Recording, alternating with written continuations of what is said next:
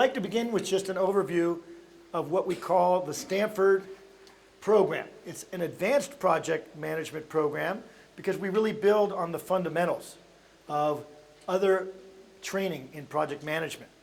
And our focus is to appreciate that projects is the vehicle to execute strategy. And so our focus is not as much on the project, but how the project is so critically linked to all of the elements for strategic success.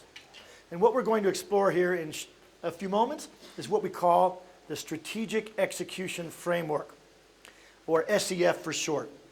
This is the model that is the underpinning of all the Stanford training material. You'll hear at the end of my presentation that the course that I'm overviewing tonight is one of around 12 or 13 courses that we deliver in Stanford, all supporting the concept of improving organizational strategic success. And so I start by giving you a little background. The basis of the improvement around project management efforts started with a single triangle that we often use to define the focus for project management, where you simply have to manage a scope, what you're trying to do, a schedule in terms of the time frame that's required, and of course the resources required to actually execute that project. Well, what we've learned over time is that executing projects is not enough. In fact, it's a little sad for me to say some of the companies I did consulting for are no longer companies. They're gone. Because we could help execute projects, but are they the right projects for the right reasons? And it's a big concern to not consider the relationship of the projects you're doing to, of course, the strategy of the organization. It sounds very simple, but sometimes companies don't remember that. It's not just about executing projects, it's about executing the right projects for the right reasons in the right time frame. This is what the program is all about.